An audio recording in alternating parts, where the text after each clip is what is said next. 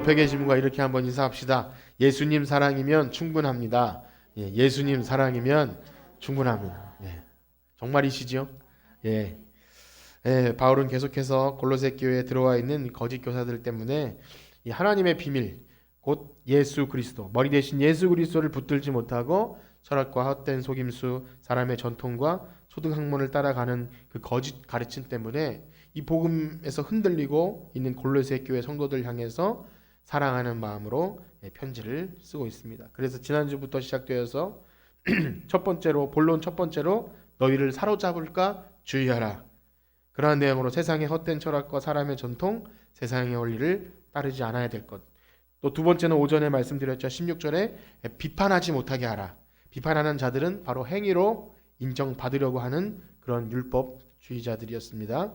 이제 18절에부터는 정죄하지 못하게 하라 라는 말씀으로 이어지는데, 여기 보게 될 그런 특성은 약간 신비주의적인 요소를 담고 있습니다. 은혜의 방편으로서 그런 신비한 요소를 붙잡으려고 하는 그런 것에 대한 경계의 말씀이 이어지게 될 것입니다. 역시 우리가 이 본문을 보면서 잊지 말아야 할 것은 이런 이단들의 거짓된 요소들을 밝히 알게 되는 것도 중요하지만, 그래서 우리 교회도 뭐 특별 세미나를 열어서 신천지 대해서 여호와의 증인이나 어떤 이단 세미나를 하는 것도 매우 중요하겠지만, 더 중요한 것은 뭐냐면 오늘 본문에 의지해서 보면 바로 머리 대신 예수님을 굳게 붙잡는 것, 진짜를 굳게 붙잡는 것, 그래서 그 풍성함을 바로 알고 그 사랑 안에 충만히 거하는 것, 그것이 훨씬 중요하다는 말씀을 해주고 계십니다. 그래서 오늘도 이 본문을 통해서 계속되는 이 바울의 교훈을 통해서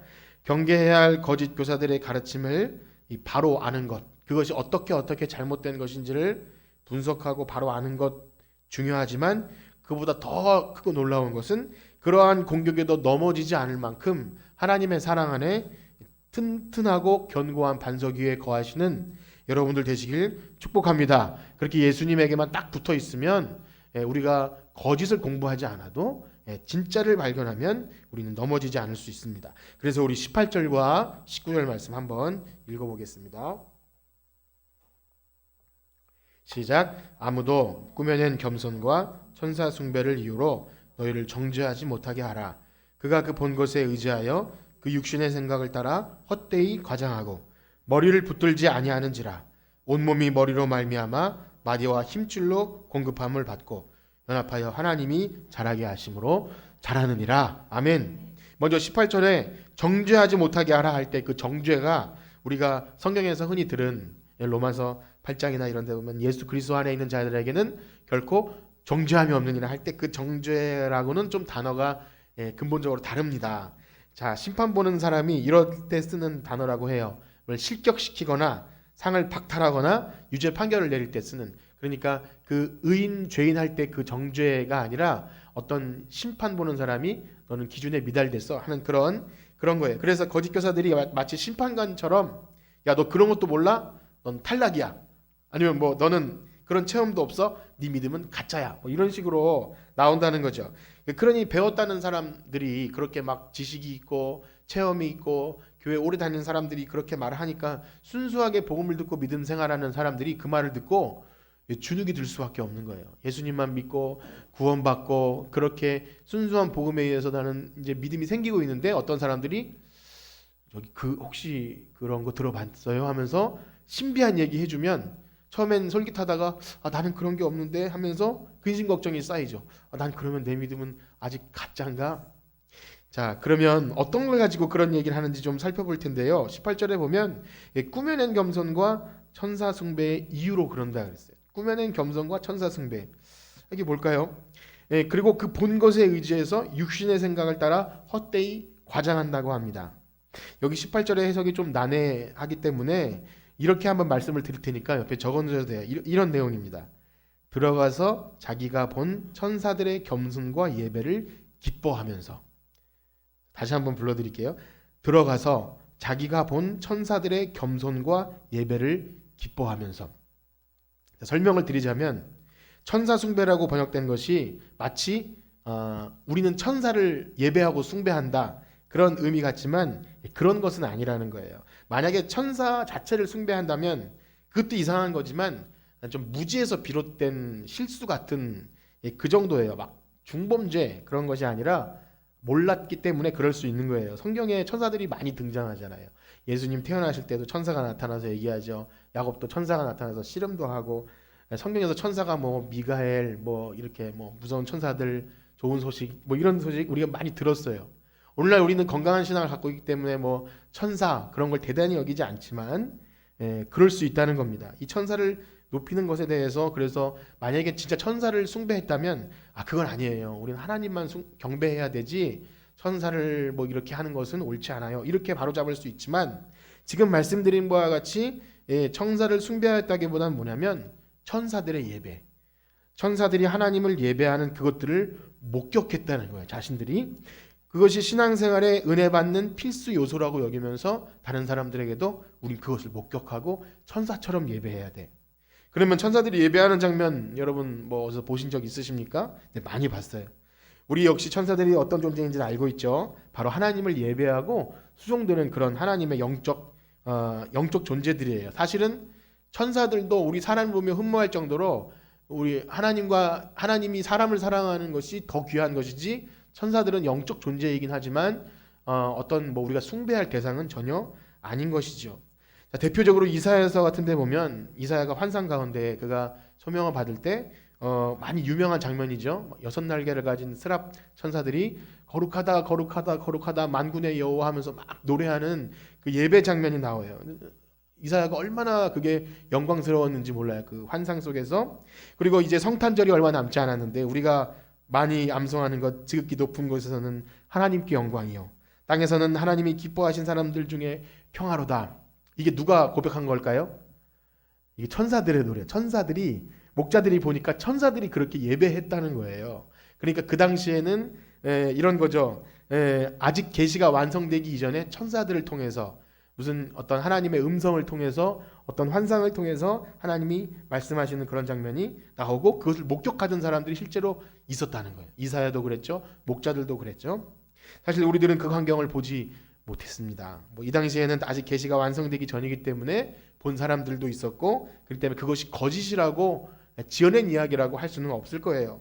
그렇기 때문에 당시에 이 거짓 교사들은 실제로 그 광경을 목격했을 수도 있습니다. 뭐 가서 물어보진 않았기 때문에 모르겠지만 그리고 실제로 그러한 경험이 성경에 나온 것처럼 유대 문헌이나 우리가 정경에 들어가지 않는 외경이나 이런 데 보면 그런 것들이 또 많이 등장을 합니다. 그래서 기독교 문화 속에서 천사가 그 서양 문화에서 왔겠죠. 뭐 이게 꼬리 달고 날개 달고 뭘 도와주는 그런 이미지로 우리에게 다가오는 것이 아마 그런 것에서 오지 않았나 싶습니다. 그렇기 때문에 거짓 교사들이 실제로 그런 광경을 목격했는지 알 길은 없지만 바울은 여기서 무엇을 얘기하냐면 바로 그것이 육신의 생각을 따라 헛되이 과장한 것이라고 바울이 그렇게 정확히 얘기하고 있습니다. 보았다 할지라도 그것은 육신의 생각을 따라 헛되이 과장한 거야.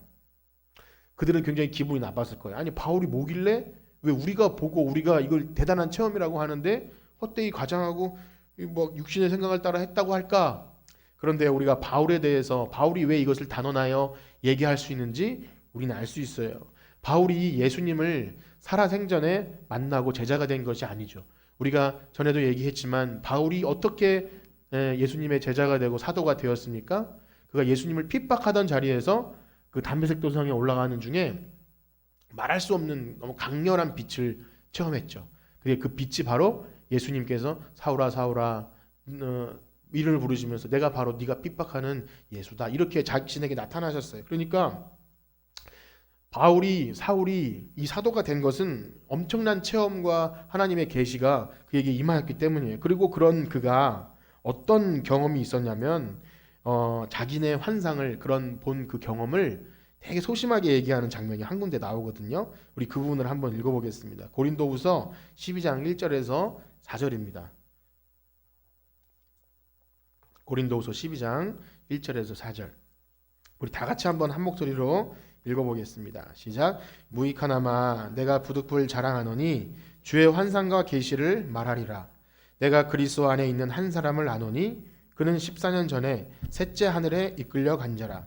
그가 몸 안에 있었는지 몸 밖에 있었는지 나는 모르거니와 하나님은 아시느니라. 내가 이런 사람을 아노니 그가 몸 안에 있었는지 몸 밖에 있었는지 나는 모르거니와 하나님은 아시느니라. 그가 낙원으로 이끌려가서 말로 표현할 수 없는 말을 들었으니 사람이 가히 이르지 못할 말이로다. 아멘. 읽으시면서도 이게 몸 안에 있었는지 몸 밖에 있었는지 이렇게 표현하는 걸 보면 지금 바울이 중요하게 당신들 알아야 되니까 꼭 얘기하려고 하는 게 아니라 이 고린도후서의 배경은 그가 사도가 된 것을 부인하는 그런 세력들이 많았기 때문에 바울 나는 정말 사도예요 라는 말을 이렇게 주장하는 내용이 많이 나옵니다. 아니 사도여도 되고 아니어도 되는데 왜 그러냐고 생각할 수 있지만 그 당시에는 사도여야 이 하나님 예수 그리스도의 복음을 전할 수 있는 권위가 그들에게 있었다는 거예요. 그렇기 때문에 사도여움을 강조하는데 이것이 이렇게 들어간 겁니다. 그래서 바울은 자기가 본 환상을 이렇게 얘기하면서 아주 극도로 조심하게 아껴서 부득불 자랑합니다. 자랑하고 싶지 않지만 자랑합니다. 왜 그렇습니까? 특별한 체험이긴 하지만 알아도 되고 몰라도 되는 거예요. 그러니까 신앙생활에 필수 요소가 아니라는 겁니다. 아니 오히려 잘못 이해되어지면요 마치 자신이 뭐 대단한 사람인 양 치켜 세워질 수도 있어요. 그가 누군지 어떤 사람이라고 그래서 애둘러서 내가 어떤 한 사람을 아노니 그렇게 하는 겁니다. 그리고 그 표현도 아주 간략하게 하죠. 아까 전에 4절 보면 말할 수 없는 표현으로 할 수 없는 말을 들었으니 사람이 가히 이르지 못할 말이라. 그 말이 뭔지 아무도 몰라요. 말할 수 없는 표현으로 하는 말을 들었어요. 그러니까 바울은 이것을 자랑하거나 어떤 뭐 내가 이런 체험을 했으니까 당신들도 하십시오라는 것이 아니라 내가 사도된 것을 분명히 얘기하기 위해서 예수 그리스도의 복음을 마이크를 좀 가리시면 안 됩니다.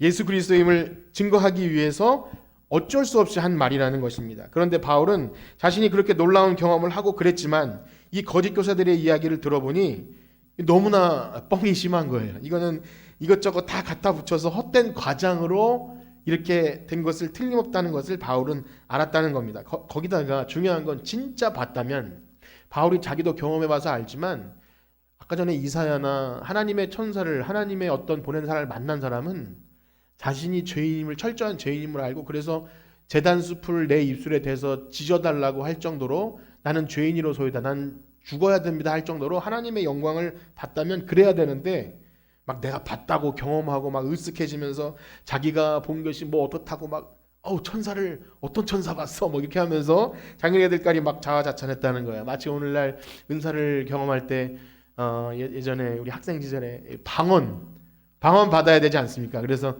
방언 받았어. 너 받았어. 너 어떤 방언이야? 할렐루야. 그래서 부흥 강사 목사님이 걔도 받는 방언을 못 받냐고 할 정도로 그런 것이 자랑은 아니지만 난 받았어. 으쓱해. 그게 예수 그리스도의 복음을 진정 깨달은 거와 상관없이 어떤 은사나 아니면 신비한 쓰러지고 이런 것에 그렇게 될 때 그 제대로 된 신앙이 바뀔 수가 없는 거죠. 그렇습니다. 최근에도 천국을 보고 경험한 사람들이 뭐 이렇게 혼수 상태에 빠져서 그런 사람들이 있어서 간증 집회가 있고 내가 본 천국 뭐 그런 책들이 기독교 서적 가운데 베스트셀러가 되고 있다고 하는 모습을 봅니다. 그런데 거의 그 서양이나 그런 데서 거의 좀 허위 과장 거짓으로 판명된 경우가 많고요.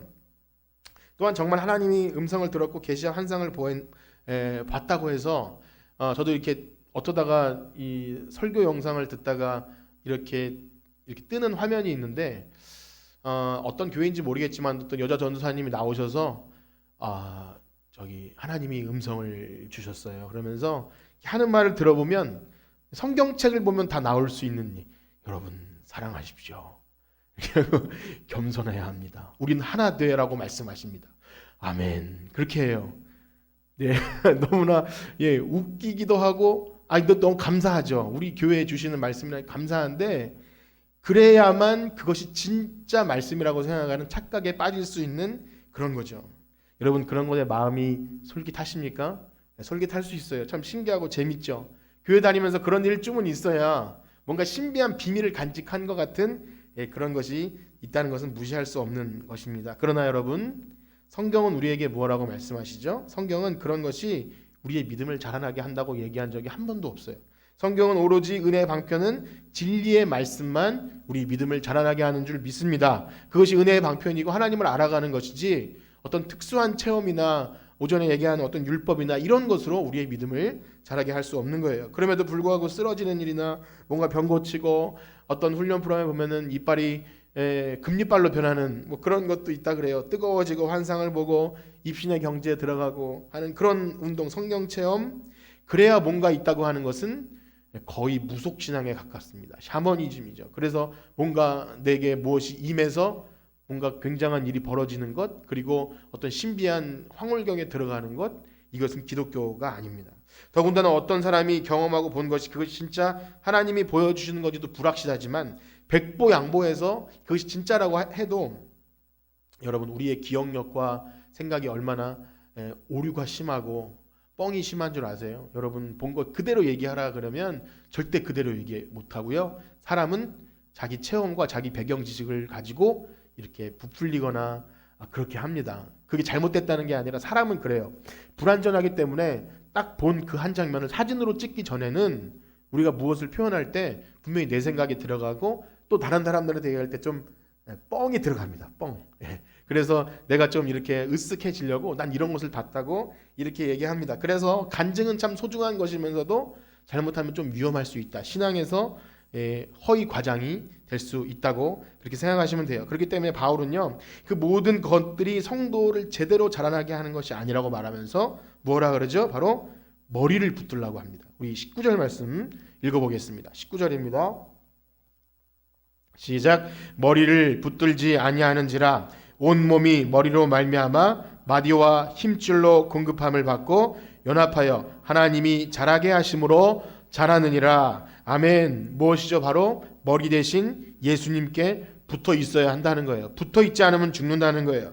당연히 우리 손과 발이 머리에 붙어 있지 않으면 머리가 명령하는 대로 움직이지 않죠. 아니, 그거는 그냥 논리적인 말뿐이고 붙어 있지 않으면 그 자체로 죽은 거죠. 떨어져서 머리의 명령을 못 받는 그런 개념이 아니고, 굳이 말하자면 머리가 움직이는 대로 못 움직이겠지만 양분도 공급 못 받겠지만 이미 떨어진 상태는 죽은 상태인 것이죠. 그래서 머리를 붙들라고 하는 그런 그림은 무엇입니까? 바로 정말 우리가 교회에 이름 걸고 출석 잘하고 어떤 행위를 열심히 하면 그것이 붙어 있는 것은 아니잖아요. 바로 뭐죠? 주님의 그 진리의 말씀, 복음을 굳게 믿고 그 주님을 붙들라 하는 거예요. 그러니까 어느 소속에 대해서 내가 어떤 명부에 올라가고 아니면 내가 어떤 의무를 행함으로써 붙어 있는 것이 아니라 진리의 말씀, 복음 안에 굳게 서는 겁니다. 그래서 그렇게 머리에 잘 붙어 있을 때 또 누가 자라게 하십니까? 지금 방금 읽은 말씀에 보면 누가 자라게 하시죠? 하나님이 자라게 하셔요. 그러니까 내가 뭔가 열심히 붙어 있어서 나를 자라게 하는 게 아니라 그조차도 하나님이 자라게 하시는 거예요. 믿음을 주신 분도 하나님이시고 자라나게 하시는 분도 하나님이시니까 우리가 할 일은 그걸 알아가는 겁니다. 깊이 알고 경험하고 나를 자라게 하시는구나. 그래서 인간적인 어떤 방법, 막 금식을 하거나 고행을 하거나 금욕을 해서 하는 그런 종교가 아니라 그 사랑을 알아가는 거예요. 깊이 알고 그 다음에 내 삶 속에 그 사랑이 드러나게끔 살아내고 그 속에서 하나님이 우리의 구원을 완성해 가시는 것이지 어떤 특별한 체험이나 그런 것들이 우리를 자라나게 하는 것이 아닙니다. 그 원리를 잘 아셔야 돼요. 어떤 율법적 행위도 신비주의적인 경험들도 우리 믿음을 자라나는 것이 아니다. 자, 그런데 이제 마지막으로 바울은 이 모든 것을 이렇게 정리합니다. 오전부터 오후까지 드린 말씀을 이렇게 정리합니다. 우리 20절에서 23절 읽어보겠습니다. 시작. 너희가 세상의 초등학문에서 그리스도와 함께 죽었거든 어찌하여 세상에 사는 것과 같이 규례에 순종하느냐. 곧 붙잡지도 말고 맛보지도 말고 만지지도 말라 하는 것이니 이 모든 것은 한때 쓰이고는 없어지리라. 사람의 명령과 가르침을 따르느냐. 이런 것들은 자의적 숭배와 겸손과 몸을 괴롭게 하는 데는 지혜 있는 모양이나 오직 육체를 따르는 것을 금하는 데는 조금도 유익이 없느니라. 아멘. 20절의 내용을 보면요, 바울이 살짝 책망하는 것 같이 보입니다.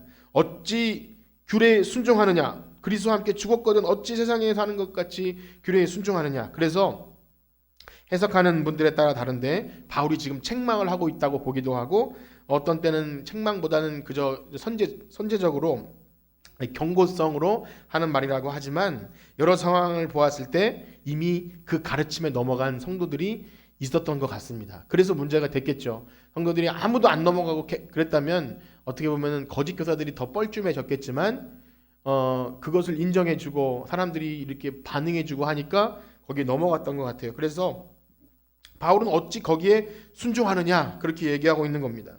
그리고 역시 무엇을 중심으로 합니까? 우리가 그리스도와 함께 죽었다는 거예요. 이제는 이 의미는 여러분들이 아셔야 합니다. 그리스도와 함께 죽었다 짧게 이야기했지만 뭐죠?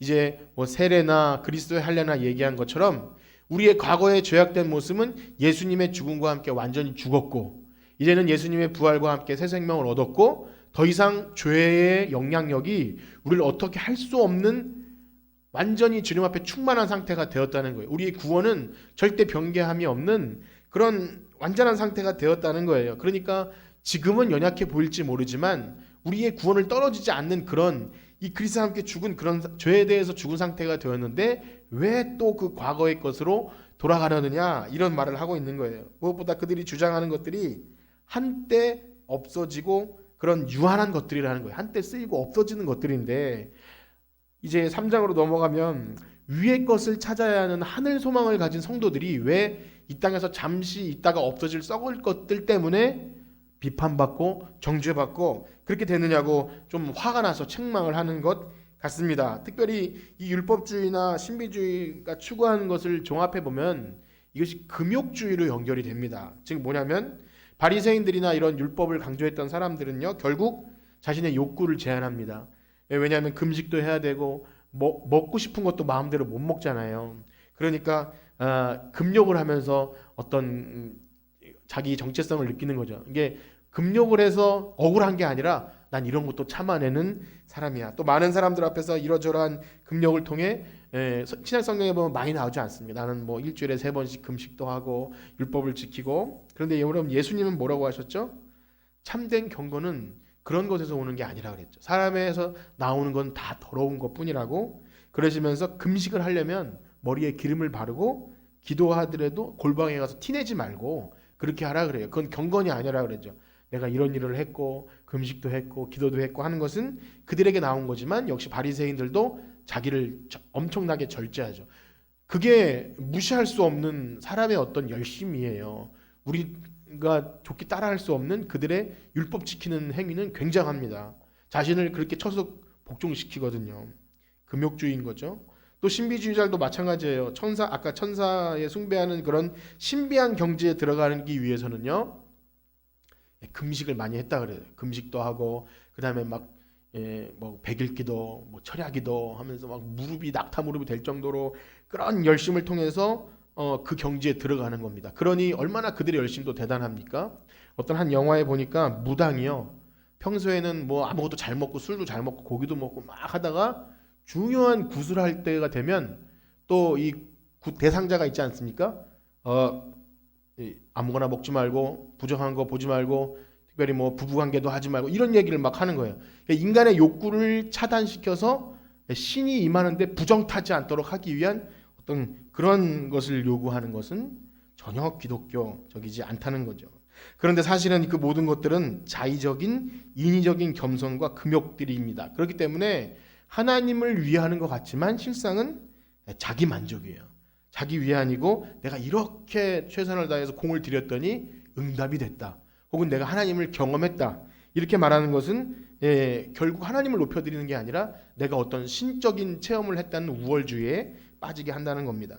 여러분 기독교는 그런 종교가 아닙니다. 하나님이 주신 것은 모든 것이 선하고요. 우리 인간이 가진 욕구들조차 우리 오감으로 만족하는 것 식욕이나 성욕이나 우리가 만지고 보고 느끼고 좋아하는 것들은 하나님이 다 선하게 창조하신 것들이에요. 쓸데없는 것들이 하나도 없고요. 하나님이 그것들을 통해서 우리 사람을 즐겁게 생활하게 하시는 거예요. 물론 죄로 인해서 방탕하고 수많은 탐욕과 무절제 때문에 그런 것이 탐심의 우상숭배에 빠지게 하는 무서운 것이 될 수 있지만 근본적으로 하나님이 만드신 천지만물과 그런 것들은 다 선한 거예요. 하나님이 만드신 선한 것들을 왜 부정하다 하느냐. 우리 그 말씀 있지 않습니까? 그래서 우리가 가지는 이 욕구들이나 취하는 것들이나 즐거운 요소들 주님 앞에서 행할 때 거룩하고 선하게 사용되는 것 생각하면서 하시면 되는 거예요.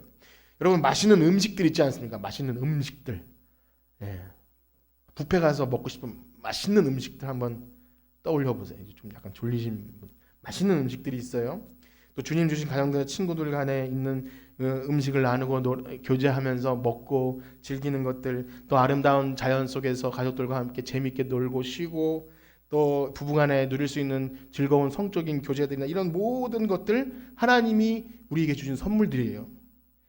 물론 아직은 완전하지 않고 그래서 실수해서 죄를 지을 수 있는 요소들이 있다 하지만 우리 믿는 사람들은요, 하나님 나라를 이미 임한 하나님 나라를 살아간다는 것은 그런 모든 것들을 다 버린 상태에서 마치 산에 들어가서 돌을 닦듯이 신앙생활하는 것이 아니라 하나님이 만드신 선한 것들을 선하게 사용함으로써 하나님 나라를 이루어가는 겁니다. 그것이 우리의 삶에 드려지는 예배예요.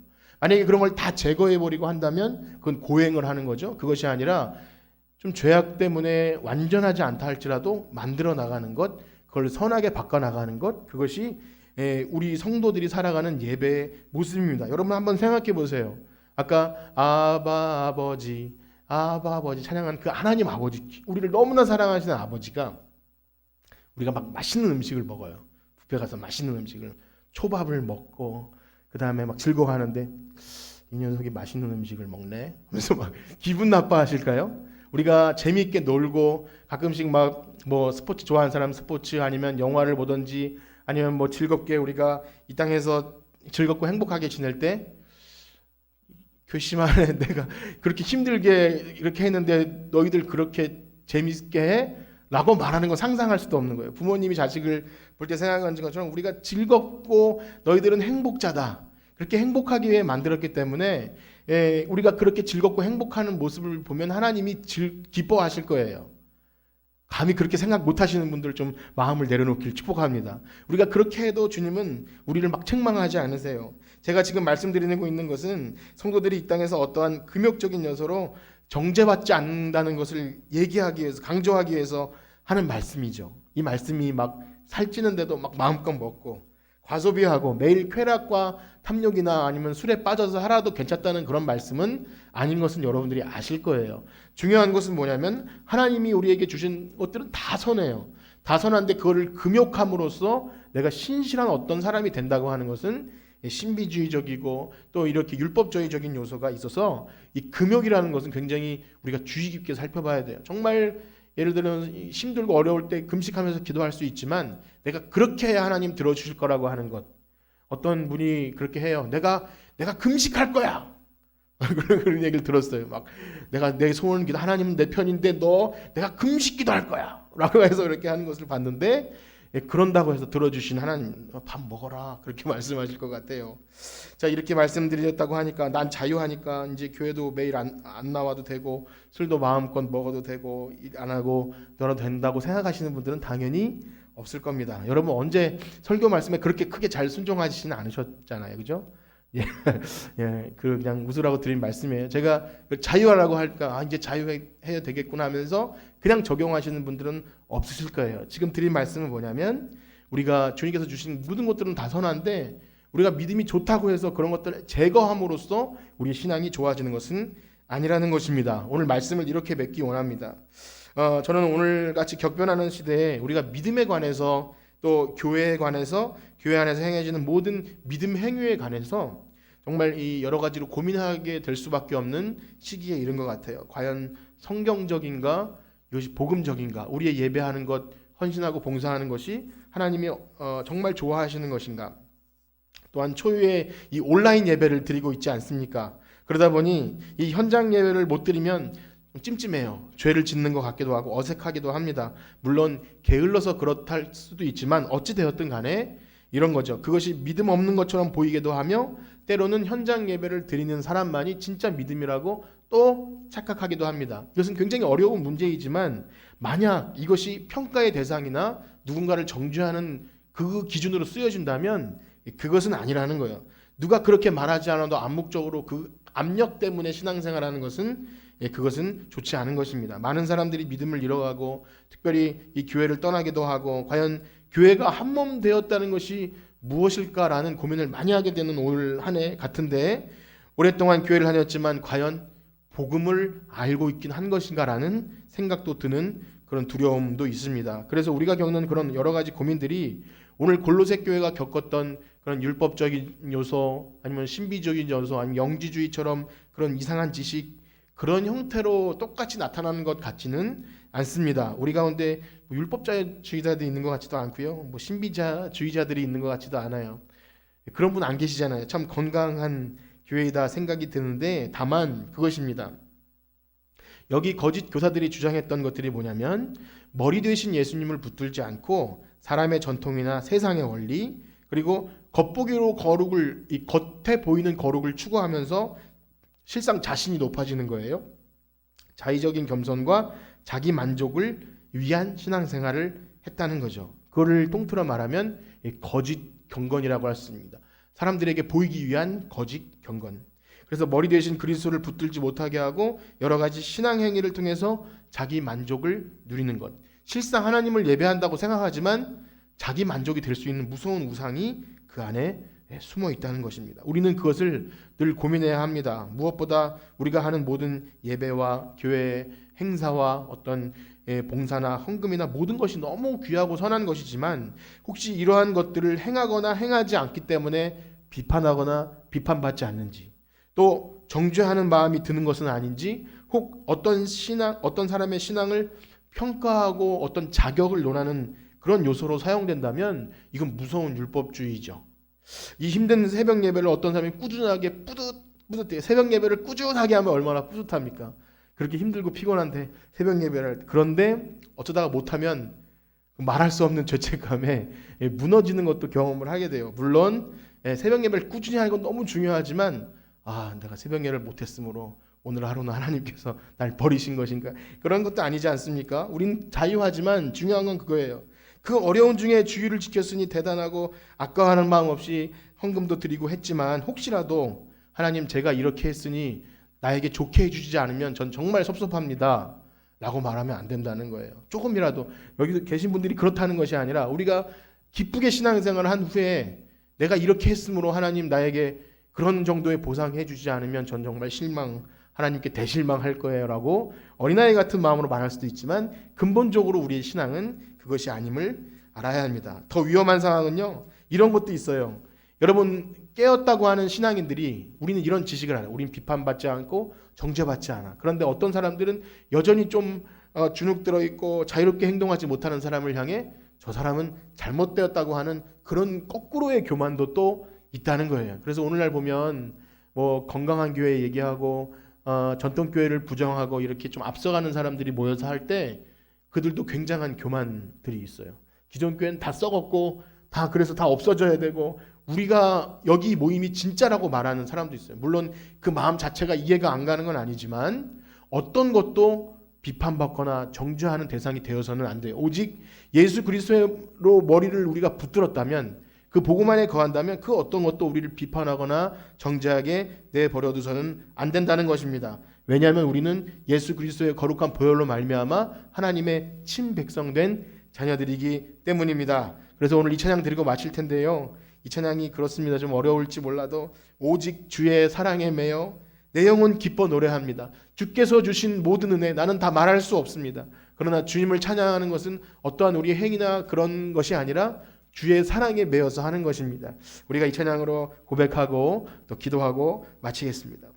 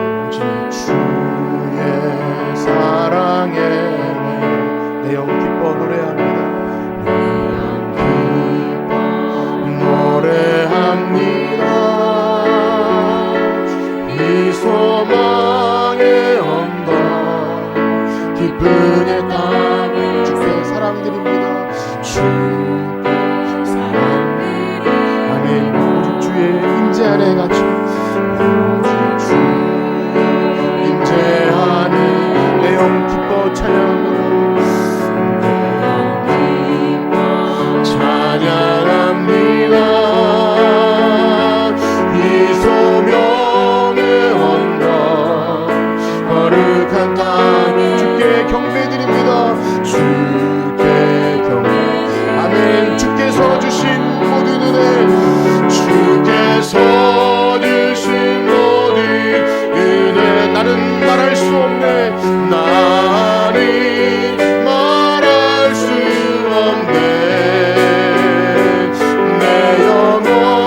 즐거이 주 따르렵니다. 주께 우리 다시 한번 고백합니다. 오직 주의 사랑에 매여 오직 주의 사랑에 내 영 기뻐 노래합니다. 내 영 기뻐 노래합니다. 아멘. 이 소망의 언덕 기쁨의 땅 주께 사랑드립니다. 주께 사랑드립니다. 아멘. 오직 주의 임재 아래 가죠. 임재 안에 내 영 기뻐 찬양합니다. 내 영 기뻐 찬양합니다. 이 소명의 언덕 이 소명의 언덕 거룩한 땅 주께 경배드립니다. 주께 경배. 아멘. 주께서 주신 모든 은혜 주께서 주신 모든 은혜 나는 말할 수 없네. 내 영혼 즐거이 주 따르렵니다. 주께 아멘. 주께서 주신 모든 은혜 나는 말할 수 없네. 주께서 주신 모든 은혜 나는 말할 수 없네. 내 영혼 즐거이 주 따르렵니다. 주께 감사합니다. 아멘. 우리 들으신 말씀을 기억하며 기도하기 원합니다. 혹시 나의 신앙생활이 어떤 행위나 율법이나 신비한 체험이나 예수 그리스도 외에 다른 어떤 것으로 혹시 나를 드러내려 한 것은 아닌지, 아니 내가 그것을 했기 때문에 인정받는 사람이라고 자부했던 것은 아닌지, 그렇게 우리 자신을 돌아보면서 주님, 오직 머리 대신 주님을 붙들고 그 사랑 때문에 기뻐하며 신앙생활하기 원합니다. 우리 그러한 마음 가지고 주의 이름 소음으로 짓고 기도합니다. 주여 주여 주여. 하나님, 오직 주의 사랑에 매여 그렇게 살아가길 소원합니다. 나를 둘러싸고 있는 어떤 평가들과 하나님 내가 해야 될 여러 가지 의무들, 그런 것이 우리의 믿음을 상하지 못하게 한다는 것을 절실하게 깨닫습니다. 하나님, 시간이 갈수록 날이 갈수록 하나님 믿음이 있다고 하는 사람들의 하나님 배교를 보면서, 믿음이 좋다고 하는 사람들의 신앙을 보면서 그렇게 했던 모든 행위들이 아무런 가치가 없음을 다시 한번 깨닫습니다. 하나님, 주의 사랑에 매이지 못한다면, 오직 머리 되시는 예수 그리스도의 안에 아버지 충만히 거하지 못한다면, 우리가 아무리 무슨 짓을 해도 그것은 우리의 구원을 이루어갈 수 없습니다. 하나님, 오늘 다시 한번 우리의 자신을 발견합니다. 우리가 아무리 여러 가지를 내고 아무리 정성스럽게 예배를 드려도 그것이 나를 위한 자의적 숭배와 천사 숭배와 같은 사람이 만들어낸 하나님 그런 꾸며낸 것이라면 그것은 아무런 의미가 없습니다. 아무리 정성스럽게 해도 그것이 꾸며낸 것이라면 하나님 앞에 가증한 것이 될 수밖에 없습니다. 하나님, 회개합니다. 하나님, 아무리 미숙해도 아무리 잘 몰라도 하나님 예수 그리스도를 믿는 그 순수한 복음 안에 거룩하고 참된 하나님의 백성 되길 소원합니다. 오직 주의 사랑에 매어 나가길 소원합니다. 주께 주신 모든 은혜 우리가 다 말할 수 없다 할지라도 그 사랑에 매어서 하나님 은혜와 사랑 가운데 살아갈 때 우리를 위해 이 땅에 오신 예수님, 그 예수님을 기쁘게 해드릴 수 있는 우리가 되기를 원하오니 하나님 기뻐 받아주시고 우리의 삶과 우리의 모든 예배와 우리들이 즐거워할 수 있는 모든 것을 하나님께 올려드립니다. 하나님 인도하여 주시고 우리와 함께하여 주시옵소서. 아멘.